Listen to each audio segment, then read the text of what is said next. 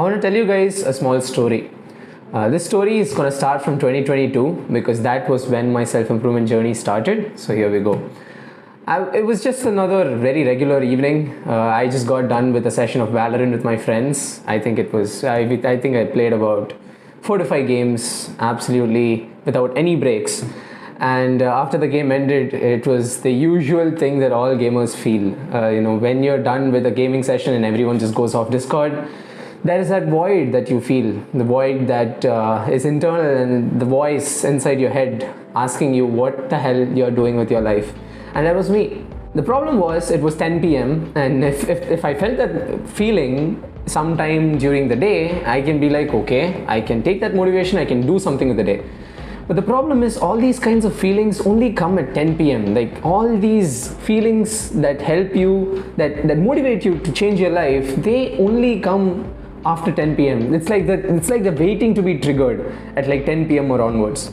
So I usually got the feeling at 10 p.m. and funnily enough, that day something was different. The algorithm was not recommending me 10-second brain rot videos for some reason. It somehow recommended like a 10-minute video of this YouTuber called Hamza. I don't think it was 10 minutes, but it was 1 hour or something. But I mean, obviously I didn't have the attention span to watch that long of a video. But yeah, I clicked on the video. It was titled something about self-improvement 101, everything you need to know to improve your life and whatever. And me being a chump I was, the only thing that's going for me is my Valorant career, which is also not great, by the way. I'm in India. Valorant is dead in India and esports is dead in India. So I clicked on the video thinking, what the hell could probably go wrong? I'm already in rock bottom. So it's like, what could possibly go wrong with me watching this video? And so I clicked on the video, I checked it out, and here this guy shirtless, by the way, a shirtless Pakistani, telling me how I'm supposed to improve my life and whatnot. At the starting of the video, I was very skeptical because, I mean, like we all are when we hear other Indians telling you how to get rich. Who knows, they might be trying to sell you something, and when you actually buy into that, when you click some random link, turns out you're sending random messages to your friends in Discord. But that's out of the way. I decided to give this guy a shot, and so I kept listening to him. And as the video progressed, he started to make more and more sense. And one theme that constantly stuck in my head was this concept of making money online. The reason was, mind you, I was already very interested in most of the things I'd be saying, and I was already invested. But one thing that I was most interested in was the concept of making money online. And I don't know why, because at the time I had not a shred of value in me. I had not made a single penny offline, let alone online. I think I only made like few bucks at that time by winning some very local Valorant tournaments. That's about it. But something struck a chord in me and I wanted to check that video out, and I did. And truth be told, that making money online concept really resonated with me, after which I went down the entire rabbit hole of the internet, of the making money online space in the internet. Everything from gurus telling you this VPN hack will make you $10,000 extra on drop shipping, or everything from that to Iman Gaji flashing his brand new car that he just bought his mom when he's 22 years old. I dove into that world, completely dove into that world. And after a while I was very overwhelmed, and just when I was on the verge of quitting, that was when I realized how one of the concepts of one of the ways you can make money online is by speaking to the camera, just like I'm doing right now. And this was like a concept that Hamza, the guy I just mentioned, he put forth in the video. And he was talking about how one of the ways you can make money online is by building an audience, by speaking to the camera, and promoting a product to that audience. And I think out of all the making money online schemes like copywriting, dropshipping, Amazon FBA, all of those areas, this struck a chord with me because growing up as a gamer, I was not just a keyboard warrior. I was also a microphone warrior, because the games I played were Call of Duty, League of Legends, Valorant, absolute dog shit servers. Like, if you can survive there, I'm sure you can survive in any part of the world. I mean, the parts of the world who knows English, by the way. If you can survive in these servers, you will, two things are for sure. You'll know a lot of insults, and you'll know how to hold your own in terms of speaking the language of English, which was one skill that I learned throughout my gaming career. And so because of that, I knew that I had a knack for speaking to the camera. This was why when he proposed this idea to me, I was very interested and I started speaking to the camera. The thing is, I thought I was good at speaking, but then in 2022 I recorded my first video in like November or something. If you scroll down to the bottom of the channel, if you go to my YouTube channel, if you scroll down to the bottom, there'll be that one video that I made at the very start. It's titled Identity Shifting My Experience, if I'm not wrong. And you can tell that I am absolutely dog shit at speaking. When I recorded this video, this was when I realized that speaking on a gaming server with random Singaporeans or Malaysians was absolutely different to speaking on the camera and sharing value to someone who's on the other side of the screen. Because think about it, on the other end of the spectrum, when you're speaking on a gaming server, when you're speaking in general, there is no stake at hand. But when you're speaking to the camera, it's like the person who's watching the video just gave you a piece of their attention. They trusted you with a piece of their attention, which you now have to hold and also provide value for. And so that was a very hefty task. By the way, I didn't know any of this. I didn't know any of what I'm telling you when I started the video, when I started filming the first video. But the thing is, even though I was dog shit when I made the first video, I made the second video, and I made the third video, and I made the fourth video. And the thing is, in the fourth video, I sucked as much as I did in the first video. But in the fourth video, I was absolutely aware of it. And that was when I started improving my language. If you guys do not believe me, I urge you guys to go and check out my first video, because trust me, if I can go from being that person to who I am right now with my English, anything is possible in this world. I'm willing to bet that. I'm willing to bet that fact, because if you guys go and watch that video, I'm like the most unconfident person ever. But now, at least now, the one thing is for sure, I'm at least confident with my English. It's like, okay, enough bragging apart. The point of this video is not how I'm like so good at English. The point of this video is actually how, in order to get good at anything in the world, you have to start sucking. And you have to start sucking, and you have to fail a bunch of times. And also one more caveat, and now is when we are actually getting the main point of this video, is that in order to actually suck properly and to actually fail properly, you have to make your own decisions. I don't know about you guys, but growing up, until I was like 17 or 18 years old, my parents basically made all my decisions for me, and rightfully so. I mean, look at me. It's only been like 2 years since I've actually started taking responsibility for anything in my life. The only decisions I've made before that, like post 18 years old, was what kind of character everyone in my team should play, or what kind of role I was going to play, or what kind of tournaments we should be focused on.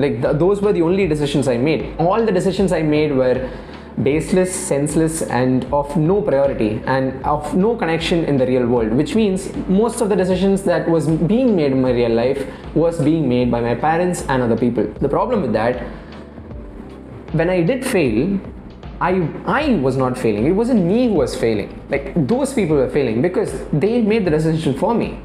And if I am failing because of their decisions, I'm not learning shit. Like, that's the reality of it. Which was why, since when I was 18 years old, the first decision I made by myself to actually improve in the real world was to go and enroll for an MBA class. And you guys know what? That was my first decision. I deposited about 45k in an institution, and I quit after a month. 45,000 rupees down the toilet, flushed down the toilet. But here's the thing, that was the first decision I made for myself, and I failed horribly. Because I made that first decision for myself, I started improving on the skill of making decisions. And that was the time when I actually realized that, decision making is a very hard process. Like, it turns out it's not as easy as your parents make it out to be. It's very hard. When you actually start making your own decisions, you will realize how hard it is and how often you're gonna fail. But the thing is, when you have 10 decisions, when you have to make 10 decisions, if you fail in 9 of them but you succeed in one decision, I can guarantee you that one decision will make up for all the 9 decisions that you failed in. Like, I can guarantee you that. Because in order to win, in order to move forward, only one step in the right direction counts. If that requires 9 steps where you try to take a step forward but you fail, it's fine. You're still in the same place. As long as you're consciously trying and consciously failing, you're still in the same place. It's not like you're regressing. It's not like you're falling behind. It's like you're trying to put a foot forward and you realize it's not the foot that you're supposed to keep in place. But unless you try to keep that foot forward, you will never understand if you can progress in any way, shape or form. And I think I segued most from the main point that I was making, but the main point that I'm making is, even when you're making your own decisions, not just your parents, but other people will come and try to influence you with your decisions. I recently had a guy who I thought he was my mentor come and tell me how what I'm doing right now is very stupid. Like everything, all this making money online stuff, all of this is dumb because I just lack the experience. I told him to go to hell. Like I just told him to go to hell, even though he was very rich, and even though he's very rich, and even though he seems very experienced, I respect him a whole lot. I still do. But the thing is, I refuse to make the decisions that he wants me to make, because it's not, my life is not for him to live, and he doesn't have the context with which I'm making my own decisions. The thing is, even if he's right, this guy, this supposed 50-year-old billionaire, even if he's right and I'm wrong, I'm prepared to take that hit, because again, like I mentioned at the start of this video, it's me who's going wrong. Okay, the camera just randomly decided to cut out, but here we are, take 2. I think I was talking about the 50-year-old billionaire and how even if the decisions he makes are right and I'm wrong, I'm prepared to take that hit, and I stand by that. The reason is because, again, like I said at the start of the video, it's because the decisions which are being made are mine and not his, and the life to be lived is mine and not his. Now, some of you might be wondering, Madhesh, this entire YouTube format script that you're doing, the story part of it is extending way too much. Come to the value part. Fine. If you guys actually paid attention, the value parts were actually sprinkled across the script.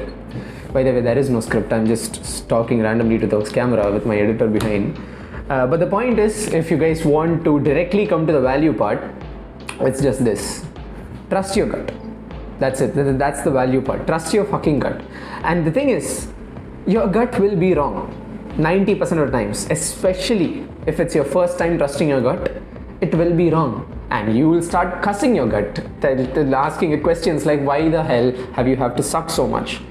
But the answer to that question is because you have not listened to your gut for the longest time, my friend. As and when you start listening to your gut, that entire skill of your gut feeling will start improving. The more you trust your instincts, the more you'll start realizing how accurate your instincts are to the goals that you want to accomplish, to the kind of life that you want to lead.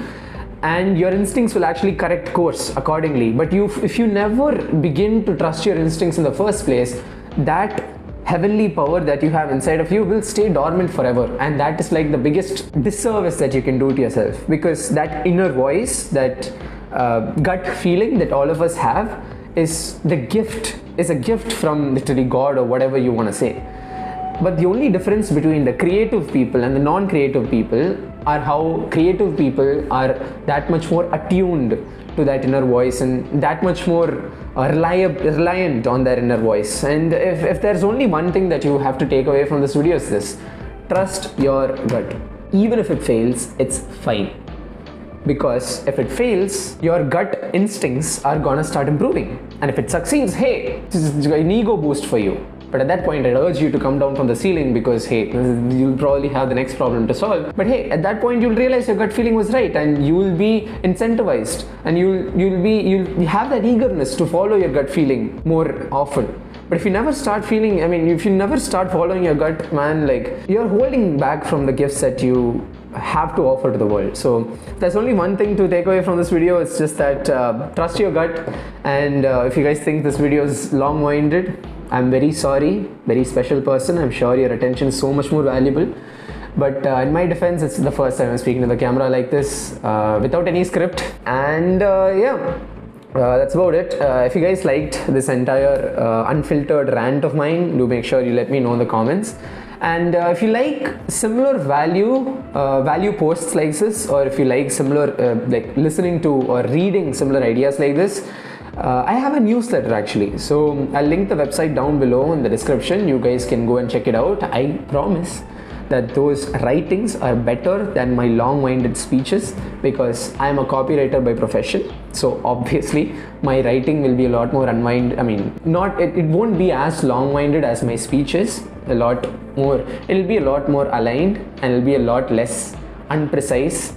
So if you guys are more into all of that content, and if you guys want to know more about systems to scale your life, or copywriting hacks, or making money online, go and check my newsletter out. It's completely free. All you have to do is go to my website and just sign up by giving your email address. And so yeah, that's about it. I'll see you guys in the next video.